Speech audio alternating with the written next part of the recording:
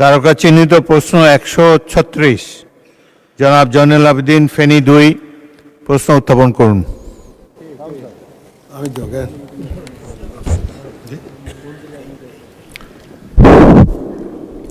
মাননীয় স্পিকার, আপনাকে ধন্যবাদ। আমি এই সংসদে 136 নম্বর এই প্রস্তাবটা উত্থাপন করিলাম। মৎস্য ও পানি সম্পদ মন্ত্রী মহোদয় অনুগ্রহ করিয়া বলিবেন কি, পশুর জন্য নিরাপদ উপায়ে প্রাকৃতিক খাদ্যের উৎপাদন বাড়াইবার লক্ষ্যে সরকার কোনো বিশেষ পদক্ষেপ গ্রহণ করিবেন কিনা, করিলে তাহা কি? মৎস্য ও পানি সম্পদ মন্ত্রী।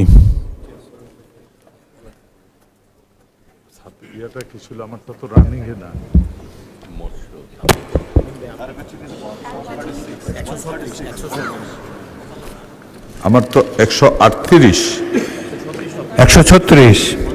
ও 136, জি। ধন্যবাদ মাননীয় স্পিকার আপনাকে, ধন্যবাদ মাননীয় সংসদ সদস্যকে।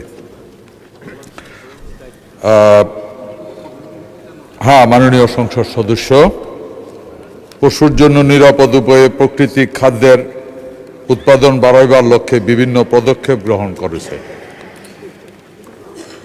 নিরাপদ পশু খাদ্য সরবরাহের লক্ষ্যে মনিটরিং ও তদারকি জোরদারিকরণ করা হয়েছে।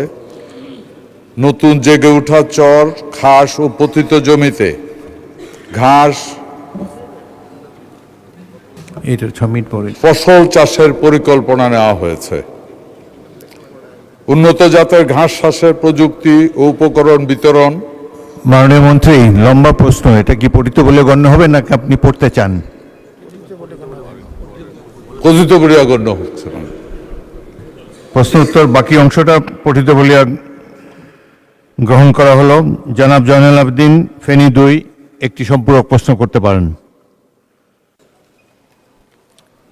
মাননীয় স্পিকার, উনি যে উত্তরটা দিয়েছেন আসলে এই পশুর খাদ্যের জন্য এবং তাদেরকে লালন পালনের জন্য এটা যথেষ্ট নয়।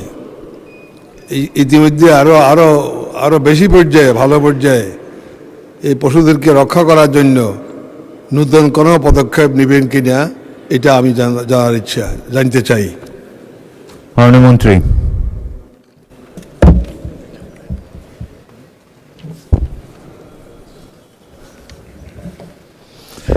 মাননীয় স্পিকার, বাংলাদেশে কোনো আমলে সারা বাংলাদেশেই গোচরণ ভূমি নামে একটা ভূমি ছিল। ওখানে শুধু গবাদি পশুকে ঘাস খাওয়ানোর জন্য সরকারের পক্ষ থেকে এই জমিটা রাখা হয়েছিল। ওই জমিগুলি এখন আর নাই। এখন আর গরুকে ঘাস খাওয়ানোর জন্য কোনো মাঠ নাই যেই মাঠে সবাই ঘাস খাওয়াতে পারে, যার কারণে বর্তমান সরকার কম জমিতে বেশি ঘাস ফলানোর জন্য উন্নত জাতের ঘাস বিভিন্ন জায়গায় এই ডিপার্টমেন্টের মাধ্যমে, পশুপালন ডিপার্টমেন্টের মাধ্যমে উন্নত জাতের ঘাসের প্রদর্শনী প্লট দেওয়া হচ্ছে। বিশেষ করে যে চরাঞ্চলগুলি আছে, মাননীয় স্পিকার, এখানে একটা জিনিস আছে, কিছু চরাঞ্চল কিছুটা লবণাক্ততা আছে। ওই চরাঞ্চলে মিঠা পানির যে জমি আছে ওইখানে যে ঘাস জন্ম হয়, ওই সল্টেড চর যেটা আছে ওইখানে ওই ঘাস জন্ম হয় না।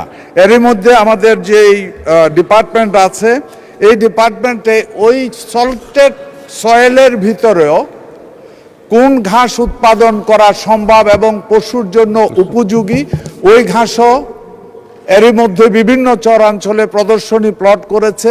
এখান থেকে ঘাস নিয়ে এক সময় পুরা চরাঞ্চলে যেন ঘাসের চাষ করতে পারে, এ ধরনের পদক্ষেপ আমাদেরকে নেওয়া হয়েছে। সাইড বাই সাইড বিভিন্ন ধরনের ঘাস অনেক সময় দেখা যায়, ঘাস বড় হয়, ওই ঘাস কেটে ওইটাকে সাইলো তৈরি করার টেকনোলজিও ডিপার্টমেন্টের কাছ থেকে, পশুপালন দপ্তরের পক্ষ থেকে এই ধরনের পদক্ষেপ নেওয়া হয়েছে মাননীয় স্পিকার। আমি আশা করি এই পদক্ষেপগুলি নেওয়ার কারণে নিরাপদ পশু খাদ্য এবং অনেক উৎপাদনশীল ঘাসের উৎপাদন বাড়বে, এতে করে পশুপালন সহজ হবে, ঘাস উৎপাদন সহজ হবে। ধন্যবাদ মাননীয় স্পিকার। ধন্যবাদ মাননীয় মন্ত্রী। সম্পূরক প্রশ্ন করেন জনাব মোহাম্মদ মুস্তাফিজুর রহমান, কুড়িগ্রাম 4।